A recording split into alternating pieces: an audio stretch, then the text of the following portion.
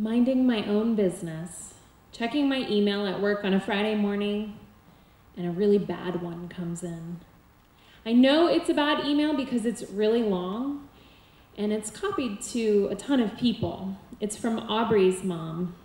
It's copied to Aubrey's dad, to Aubrey's homeroom teacher, the director of the middle school, and the principal of the whole school. So I'm feeling really crappy when I start to read it. Dear Ms. North Macie, we are very disappointed to address this concern to you. My heart picks up pace as I read. Aubrey told her father and I that you are a lesbian. It is completely unreasonable for you to allow your students to know this about you. I do this nervous tapping thing with my foot. You must know that your students will never trust you. It is completely unprofessional. I'm gonna get fired, and it sucks, because I really like my job, and I know that makes me sound like a crazy person because I'm a middle school teacher, and most sane adults would not willingly put themselves back in middle school. I know this. But I love middle school students. They're so funny, they're full of energy, and they're at school not to learn about math and English, but how to be human.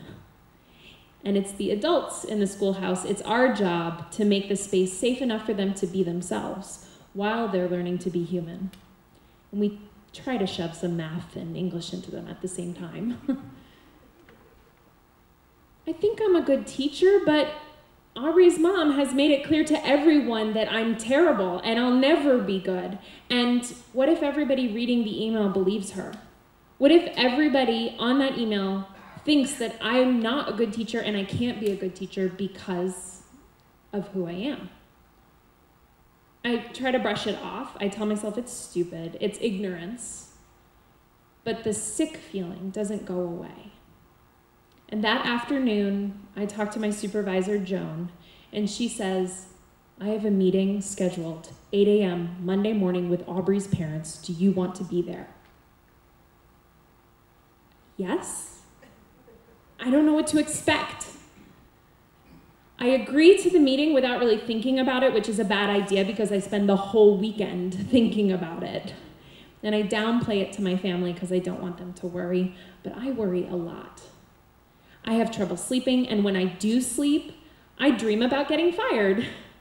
So Monday morning, I decide, if I'm going down fabulous. And it starts with great fashion. So I dress myself in bold color blocking, navy, professional, red, powerful. I wear a necklace so big it doubles as a workout. It's shiny, wooden beads and metal beads. It's like I'm going into the Hunger Games and I'm arming myself. But the enemy throws me off right away with their fashion choices. Aubrey's dad is tall and slender. He's gentle voice, elegant, white from head to toe, three-piece suit, fedora. And Aubrey's mom is short and spunky, and she's wearing baggy flannel shirt, baggy jeans, Birkenstocks with hiking socks. It's like I'm Hunger Games, he's Garden Party, and she's Michigan Women's Festival. So we start the meeting in this really awkward way where we shake hands, but we're really too far apart to be shaking hands. And then Joan speaks. She doesn't stumble. She doesn't stutter for words. She looks people right in the eye.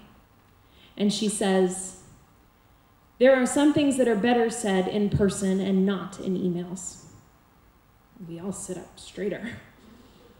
She says, we may have a chance to talk about your email and the concerns that led you to write that email. However, I first want to make something clear. Our school has certain values, and these are unconditional. And I support Jessica because she's a good teacher. She is a professional who brings a tremendous amount to our community. For the first time, I can look at Aubrey's parents in their faces. And Aubrey's mom jumps right in. You know, I was really emotional when I wrote that email, and I don't think it really came across the way that I meant for it to come across. And Aubrey's dad, I understand what you're saying, and I want you to know that we are not homophobic.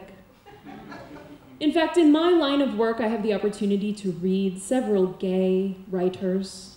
And in fact, I was recently invited to speak on a panel in which we discussed a nationally recognized gay writer. And Aubrey's mom says, yeah, one of my college professors was gay. So it's a really short meeting. And after Aubrey's parents leave, I say to Joan, I would feel terrible if Aubrey or any other student felt unsafe in my classroom. That is the most important thing to me. And Joan says, I know, but remember this meeting, this was not about Aubrey, this was about Aubrey's parents. Aubrey is fine. And remember, being uncomfortable is not the same thing as being unsafe. There are students in this school that need you to be you. And that's the message I took out of the meeting.